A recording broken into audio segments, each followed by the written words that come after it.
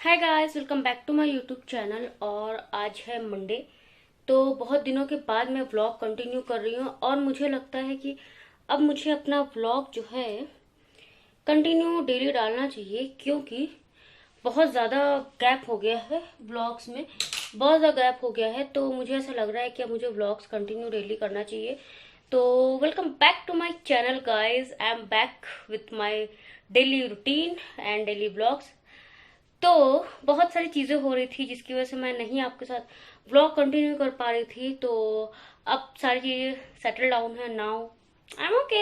ये तो मेरी कोई तबीयत नहीं ठीक खराब थी, कुछ ऐसा नहीं था, बट थोड़ा सा होता है ना कभी कभी। आपको आपका जो मूड होता है वो कभी कभी खराब होता है, कभी कभी अच्छा होता है, ऐसा होता है।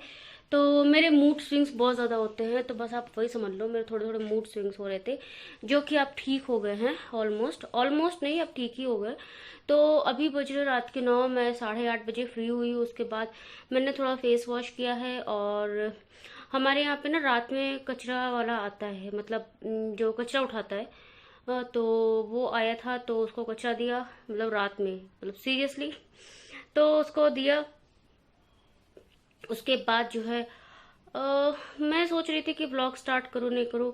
तो मैंने सोचा चलो कर ही लेते हैं, क्योंकि बहुत टाइम हो गया ब्लॉग स्टार्ट किए हुए। और मैं कहाँ बिजी थी वो मैं आपको जरूर बताऊंगी। तो गाइज ये ब्लॉग एंड से जरूर देखिएगा, और अगर ब्लॉग अच्छा लगता है तो प्लीज़ लाइक करिएगा और चैनल को सब्सक्राइब जरूर कर लीजिएगा गाइज, क्योंकि मैं आपके लिए बहुत ही एक्साइटिंग ब्लॉग्स लाती रहती हूँ। तो और हाँ, अभी एक फेस्टिवल आ रहा है जो कि जिसको कहते हैं बरगद पूजा, हमारे यूपी में, हमारे तो उसको कहते हैं बरगद पूजा। वो आ रही है और उसके लिए मैंने साड़ी ली थी, जो मैंने आपको लास्ट व्लॉग में दिखाई थी, बट क्यों ली थी वो मैंने नहीं बताया था। तो मैंने जो साड़ी ली थी वो मैंने बरगद पूजा के लिए ली थी। वैसे तो साड़ियाँ जो है, जो बरगद पूजा होती है उससे मायके से कपड़े आते हैं, बट अब ठीक है, अब वो ज़माना कहाँ यार, हर चीज़ के लिए मायके से कपड़े ऐसा हो। तो मैंने खुद ही परचेज कर ली है। मैं करूँ, मेरे घर वाले दे, एक ही बात है, सेम चीज़ है। तो जो है उसका ब्लाउज अभी स्टिच होके नहीं आया है। उसने बोला था मुझे बुटीक ने कि मंडे को आ जाएगा, बट अभी तक नहीं आया है। तो मैं उसको अभी उसको व्हाट्सअप भी करूँगी कि क्या हुआ भाई, मुझे चाहिए मेरा कपड़ा, क्योंकि मेरा फेस्टिवल है। क्योंकि वो है मुस्लिम, तो मुस्लिम क्या तो नहीं होता है ये फेस्टिवल।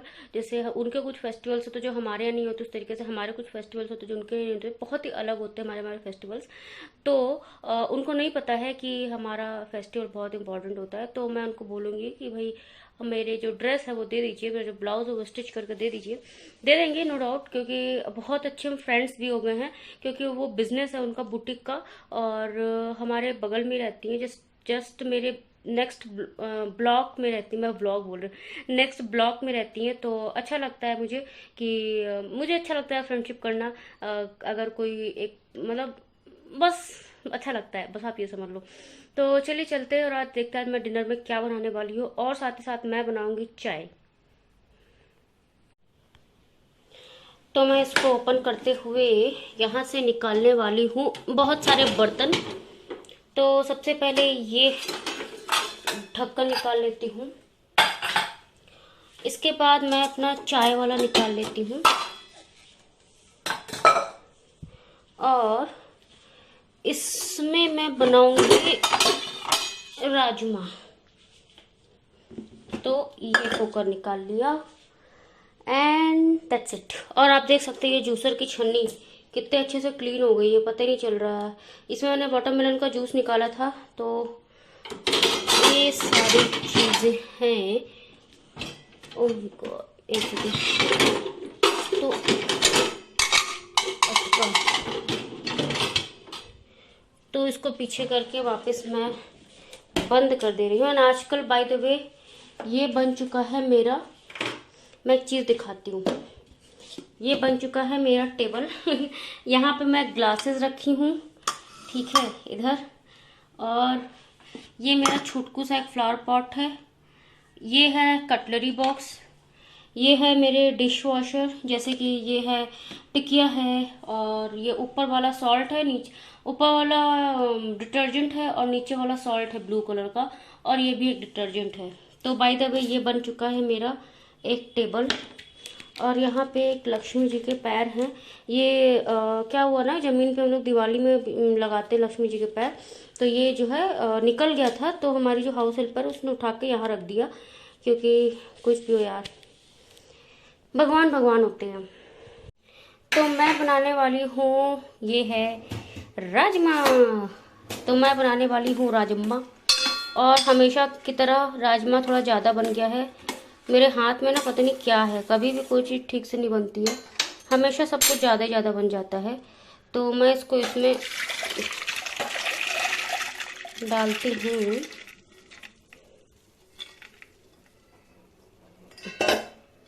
ये होता है। तो मैं राजमा चढ़ा के मैं चाय पीऊँगी जब तक ये राजमा हो जाएगा बॉयल। और यहाँ पे रखा है सॉल्ट, तो ये सॉल्ट मैं यहाँ रख के भूल गई थी, तो मैं यहाँ पे सॉल्ट डाल देती हूँ। मैं सोडा वोडा नहीं डालती हूँ, क्योंकि सोडा का टेस्ट हम दोनों को पसंद नहीं आता है, तो इसलिए मैं सॉल्ट डाल देती हूँ, जो कि राजमा को गलने में काफ़ी हेल्पफुल रहता है।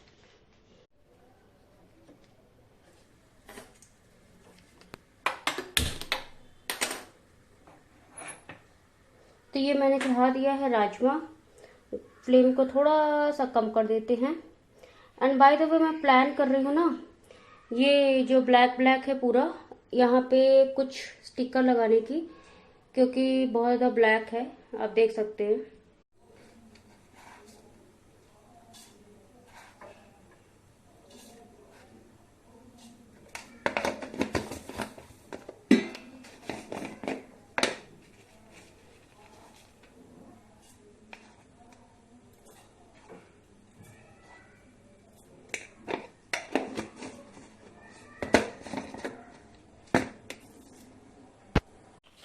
तो मैं खाने जा रही हूँ कुरकुरे। किसको किसको कुरकुरे पसंद है, आप बताना मुझे, कौन कौन कुरकुरे लवर है मेरी तरह। मुझे कुरकुरे बहुत पसंद है, और मैं चाय के साथ कुरकुरे खाने जा रही हूँ, और चाय हो गई है बॉयल। और मेरा मूड क्यों ऑफ था ये भी मैं आपसे जरूर डिस्कस करूंगी, क्योंकि आपका हक बनता है। मैं इतने दिन तक मैंने ब्लॉग में नहीं आई, मैंने ब्लॉग नहीं किया, तो बताऊंगी मैं जरूर। तो ये है कुरकुरे, मैं खाने जा रही हूँ कुरकुरे।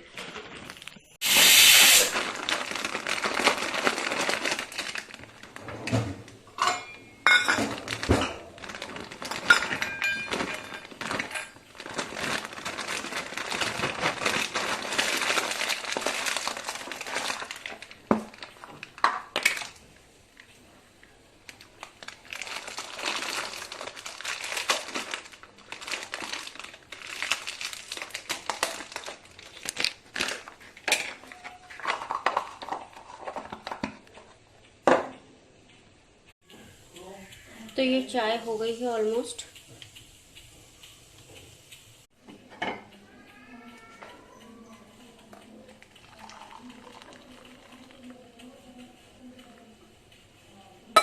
तो गाइस दिस इज राजमा, हमारा फेवरेट राजमा।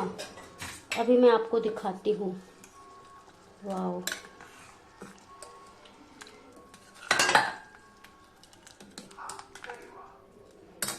एंड मैं इसमें ऐड करूंगी धनिया पत्ता।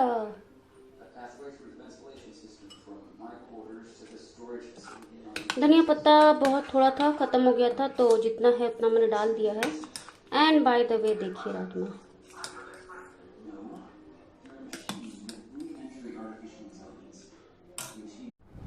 एक सेकंड में जरा एसी का रिमोट ढूंढ लूँ।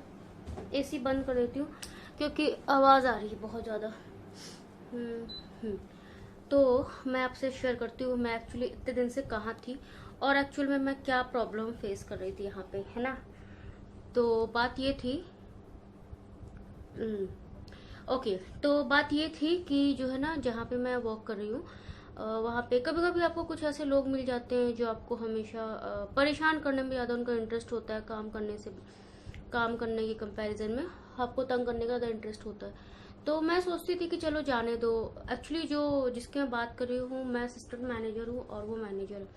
तो वो लड़की मेरे को इतना तंग कर रही थी, इतना तंग कर रही थी, उसका वे ऑफ टॉकिंग बहुत ही ख़राब था, बहुत सारी चीज़ें थी जिसके चलते मैं बहुत ज़्यादा परेशान हो गई थी उससे। फिर भी मैं सोचती थी कि चलो कोई नहीं, कुछ लोग ऐसे होते हैं, हर इंसान अच्छा मिले जरूरी नहीं है आपको कॉर्पोरेट वर्ल्ड में, तो ठीक है कोई नहीं। हर दिन मैं सोचती थी कि okay fine, no problem, let it be, let it be. But यार हद हो गई थी, बहुत हद हो गई थी, बहुत ज्यादा हद हो गई थी। मतलब एक्चुअली मैं उसको रिपोर्ट नहीं करती थी, मेरे काम से उसका कुछ लेना देना था नहीं। वो मार्केटिंग डिपार्टमेंट से थी और मैं HR डिपार्टमेंट में हूँ। तो बात ये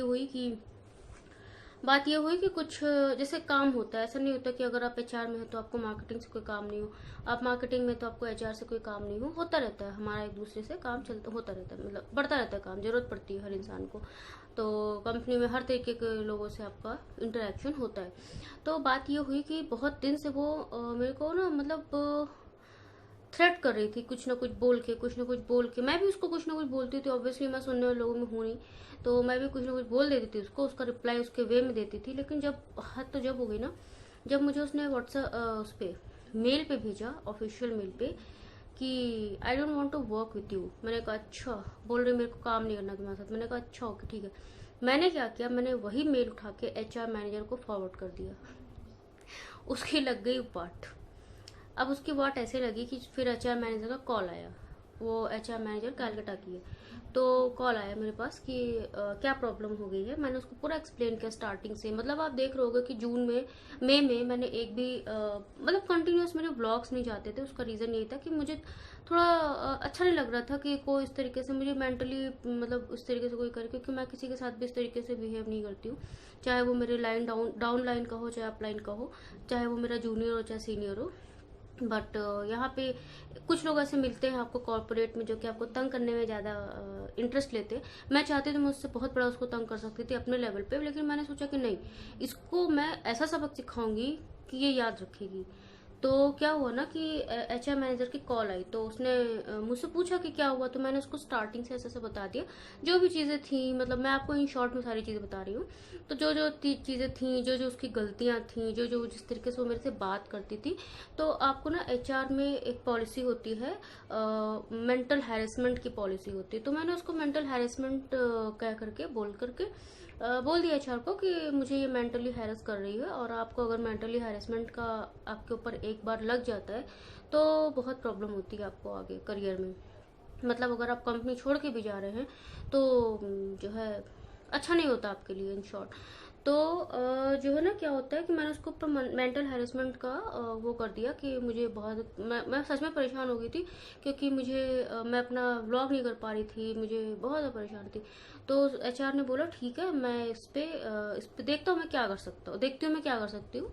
तो HR ने बोला, तो मैंने कहा ठीक है। तो वो HR ने क्या किया, CEO को कॉल किया, हमारे जो कंपनी के CEO हैं उनको कॉल करके बोला कि ऐसी ऐसी प्रॉब्लम है। भाई मैं कोई ट्रेनी या फिर मैं कोई जूनियर पोजीशन पे तो काम कर नहीं रही थी, मैं भी असिस्टेंट मैनेजर हूँ। तो उसने बोला कि सर ऐसा ऐसा है। तो मतलब सर ने बोला ठीक है एक काम करो, मतलब मेरे जो ओनर है और CEO, उन्होंने बोला कि एक काम करो, मेरी पल्लवी से बात करो। तो जब उन्होंने मेरे से बात की तो मैंने उनको भी सारी डिटेल बताई और उनको बताया कि ये चीज़ मैं फेस कर रही हूँ और मैं सही में बहुत परेशान हो गई हूँ और प्लीज़ डू समथिंग। उन्होंने क्या किया, एक्चुअली ना मेरी जो रिपोर्टिंग है और जो वो HR जो मैनेजर है मार्केटिंग की, उसकी जो रिपोर्टिंग है, हम दोनों की रिपोर्टिंग VP को होती है।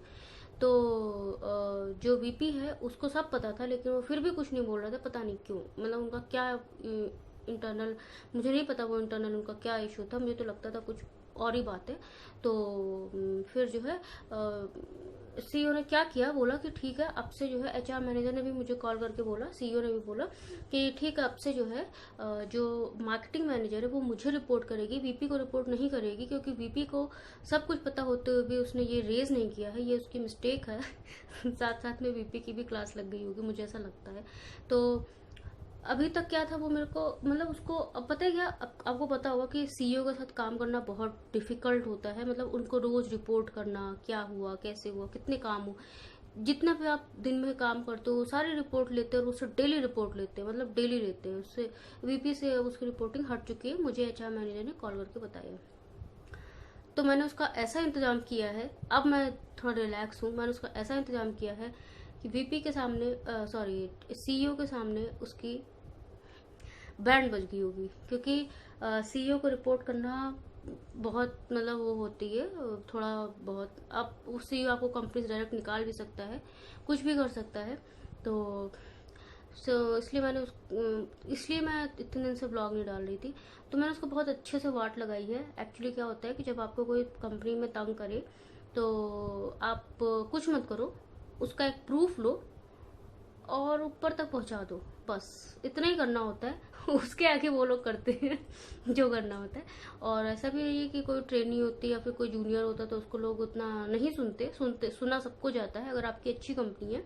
तो मेरे साथ भी ऐसा ही हुआ। और मेरे साथ लाइफ में फर्स्ट टाइम ऐसा हुआ कि मैं किसी ऐसे इंसान को हैंडल कर रही थी जो कि मेरे से सीनियर भी था और जिसको सीनियर होने का बिल्कुल भी राइट नहीं था। तो वो अब जब तक वो उस कंपनी में काम करेगी तब तक वो सीईओ को रिपोर्ट करेगी। सीईओ का मैं जानती हूँ बहुत स्ट्रिक्ट है, बहुत, और होते भी हैं बहुत स्ट्रिक्ट। वो हमेशा मतलब बहुत स्ट्रिक्ट होता है। और मार्केटिंग में तो आपको पता ही है भाई, टारगेट होता है, टारगेट नहीं अचीव हुआ फिर तो आपकी बैंड बजनी है। और टारगेट हर रोज अचीव होता भी नहीं है। अब उनकी बैंड बजेगी बहुत कायदे से। अगर या तो वो रहेंगी तो बहुत टॉर्चर की जाएंगी, मतलब मेंटली, क्योंकि प्रेशर रहेगा ऑब्वियसली। वीपी के आगे इतना प्रेशर नहीं था, पता नहीं उनका कौन सा ऐसा कनेक्शन चल रहा था, भगवान जाने। लेकिन जब सीईओ के आगे जब उनकी बैंड बजेगी तब मुझे बहुत अच्छा लगेगा। और मुझे एचआर ने बताया कॉल करके कि उसका वीपी से कुछ लेना देना नहीं है। तो इसके चलते मैं जो है थोड़ा सा नहीं कुछ ब्लॉग वगैरह बना पा रही थी। और मैं बहुत ट्राई कर रही थी कि मैं उसके साथ नहीं उलझूँ, नहीं उसके साथ कुछ होए मेरा, लेकिन वो बहुत ज़्यादा कर रही थी। एक्चुअली वो अपना पावर दिखाने की कोशिश कर रही थी। तो मैंने उसको ऐसा पावर दिखाया कि जिंदगी में पावर नहीं दिखाई किसी को। तो ऐसा होता है। तो ये सारे रीज़न थे गाइस, इसकी वजह से मैं आपको जो है नहीं ब्लॉग शेयर कर पा रही थी। और बहुत सारी चीज़ें होती है लाइफ में, हर तरीके के लोग मिलते हैं आपको, लेकिन आपको पता होना चाहिए कि आपको उनको कैसे हैंडल करना है। अगर आपको नहीं पता होगा तो फिर सामने वाला आपका बहुत फ़ायदा उठाएगा और आप कुछ नहीं कर पाओगे। तो आपको अपने राइट्स पता होने चाहिए, आपको कंपनी की पॉलिसीज़ पता होनी चाहिए, हर कुछ पता होना चाहिए, जिससे कि अगर आपके साथ कुछ भी ऐसा हो रहा है तो आप उसके अगेंस्ट जो है कुछ कर सकते हो। और अब देखो हैरेसमेंट का जो लगा हुआ है उनके ऊपर ठप्पा, अब देखते हैं क्या होता है। क्योंकि अगर एक बार कंपनी से हैरेसमेंट का लग जाता है तो जब आप रिजाइन करके जाते हो तो आपका जो आपका आप कह सकते हो कि सर्टिफिकेट होता है आपका बिहेवियरल और बहुत सारी चीज़ें होती हैं, उसमें आप ऐसे हो जाओगे। और मैं आपको नहीं बता सकती, एक्चुअली बहुत सारी चीज़ें होती हैं। अगर आप एक बार आपको वार्निंग दे दी गई किसी चीज़ को लेकर के तो बहुत मुश्किल होती है। और अब वार्न हो गए हो आप तो फिर रिस्क होता है कंपनी में। तो वो मेरे ऊपर पावर दिखाने की कोशिश कर रही थी। मैंने उसको ऐसा पावर दिखाया अपना, एक ही बार में ऐसा दिखाया कि पूछो मत। तो ये सारी बातें होती है गाइस। हमेशा आप याद रखिए, कभी भी आप कॉर्पोरेट में जॉब कर रहे हैं ना तो आपको अपने राइट्स पता होने चाहिए कि आप क्या कर सकते हो। और ट्राई करो कि आपके साइड से कोई गलती ऐसी ना हो जिसके चलते आपको रिवर्स बोला जाए। बस यही सारी चीज़ें हैं। आप सामने वाला अगर बहुत ज़्यादा एटीट्यूड दिखा रहा है, बहुत ज़्यादा ईगो दिखा रहा है, बहुत सी चीज़ें आपको कुछ बोल रहा है तो आप बस प्रूफ ले लो उसका और ऊपर तक पहुंचा दो, उसके आगे कुछ करने की ज़रूरत है नहीं। तो रात में बज गए हैं 12। तो चलिए गाइस ये ब्लॉग मैं यहाँ पे एंड करती हूँ। एंड आई होप अब मैं डेली ब्लॉग्स करूँगी, क्योंकि मेरा मन बहुत ख़राब हो गया था जिसके चलते मैं ब्लॉग्स नहीं कर पा रही थी। But I am so happy now, बहुत खुश हूँ मैं। और उसकी वाट लगा के उसकी बैंड बजा के बहुत खुश हूँ मैं, क्योंकि मैं कहते हैं ना 100 सुनार की 1 लोहार की, मैंने एक ही दिया और ऐसा दिया है कि वो जिंदगी भर याद रखेगी। तो चलिए गाइस, गुड नाइट और stay safe, stay healthy. Bye guys.